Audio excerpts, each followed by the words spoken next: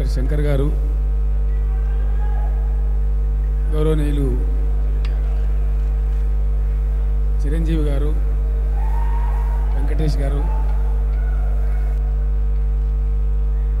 Cinematography మంత్రి గౌరవనీయులు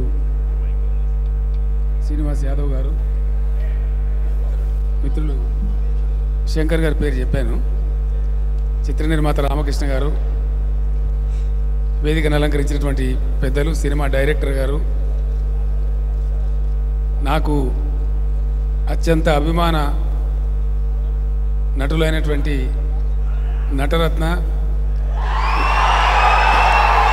ఎన్టీఆర్ గారి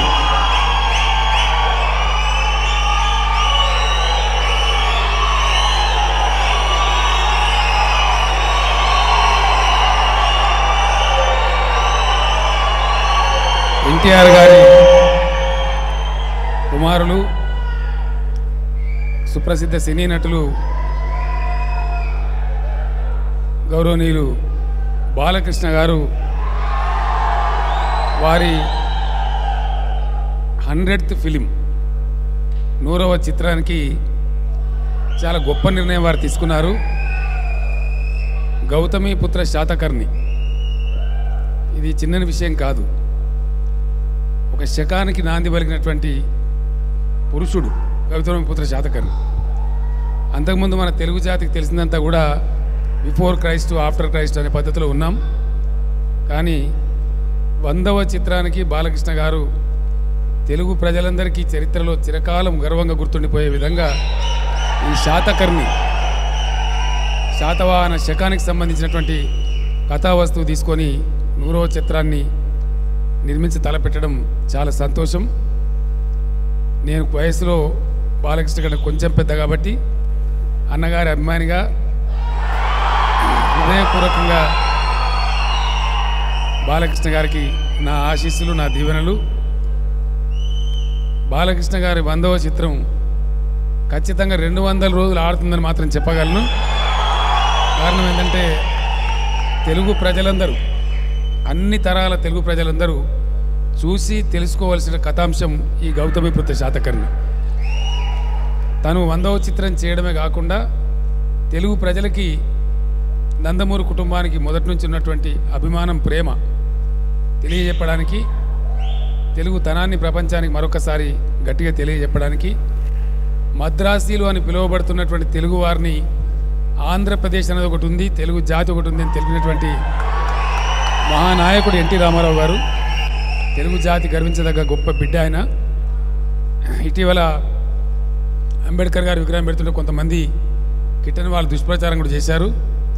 హైదరాబాద్లో ఉన్నటువంటి ఎన్టీఆర్ గార్డెన్ ఏదైతే ఉందో అది చిరస్థాయిగా ఎన్టీఆర్ గార్డెన్గానే ఉంటుంది, అద్భుతంగా ఉంటుంది. ఎందుకంటే ఆయన ఎన్టీ రామారావు గారు ఒక తరం నటుడు కాదు, ఆయన తెలుగు జాతే గర్వించదగ్గ తెలుగు బిడ్డ, గొప్ప తెలుగు బిడ్డ. కాబట్టి 2 తెలుగు రాష్ట్రాలలో ఏ మూలకు పోయినా ఎన్టీఆర్ గారి పేరు తెలియని వారు కానీ, ఎన్టీఆర్ కుటుంబం గురించి తెలియని వారు కానీ లేరు. కాబట్టి అంత మహానాయకుడు, అంత గొప్ప వ్యక్తి యొక్క స్మారక చిహ్నం ఏదైనా సరే తెలుగు ప్రజలు గుండెల్లో పెట్టుకొని చూసుకునేటువంటి గొప్ప సందర్భం. వారి కొడుకుగా బాలకృష్ణ గారు 100వ చిత్రం అన్ని విధాలుగా విజయవంతం కావాలని వచ్చిన పెద్దలందరూ కూడా మహామౌలే వేతించారు. అందరూ కూడా ఆశీస్సులు అందించారు. చిరంజీవి మెగాస్టార్ గారు, వెంకటేష్ గారు పైరు ఏం స్టారో నాకు తెలియదు, విక్టరీ వెంకటేష్ గారు, శంకర్ గారు వచ్చారు, దాసరి గారు, సరేసరి ఉన్నారు, రాఘవేంద్రరావు గారు, మహామౌలందరూ ఉన్నారు. ఇంతమంది దీవెనలతో సంగీతం శ్రీనివాసరావు గారు పెద్దలు, ఎన్టీఆర్ గారితోనే అనేక చిత్రాలు నిర్మించినటువంటి దర్శకులు వారు కూడా పెద్దలు కూడా వచ్చారు. నన్ను కూడా ఆశీర్వదించారు. ముహూర్తం స్టార్ట్ కొడతా ఉంటే ఇంతమంది మహామౌల సందర్భంలో సమక్షంలో జరిగినటువంటి ఈ ముహూర్తం గొప్పగా సినిమా అనుకున్నంత వేగంగా నిర్మాణమై రిలీజ్ అయ్యి తెలుగు ప్రజలకి, తెలుగు జాతి చరిత్రలో చిరస్థాయిగా నిలిచిపోయేటువంటి ఒక చారిత్రక సినిమా మిగిలిపోతుందని చెప్పి మీ అందరు కూడా తెలియజేసుకుంటూ మరొకసారి సోదరులు, మిత్రులు బాలకృష్ణ గారికి అభినందనలు తెలియజేస్తూ ఒక కోరిక ఉంది నాకు. సినిమా పూర్తయిన తర్వాత మొట్టమొదటి బ్యాచ్లో నాకు కూడా సినిమా చూపెట్టాలని కోరుకుంటూ, ఎందుకంటే మన చరిత్రకు సంబంధించిన అంశం కాబట్టి నేను ఫ్యామిలీతో సహా వచ్చి చూస్తాను. మళ్ళీ చిరంజీవి గారు మేమంతా కలిసే చూడాలని. ఫస్ట్ ఆడియన్స్ ఈ బ్యాచ్, స్టేజ్ మీద ఉన్న బ్యాచే ఫస్ట్ ఆడియన్స్ కావాలని చెప్పి అందుకు అవకాశం బాలకృష్ణ గారు కల్పించాలి, దర్శకులు గారు కల్పించాలని కోరుకుంటూ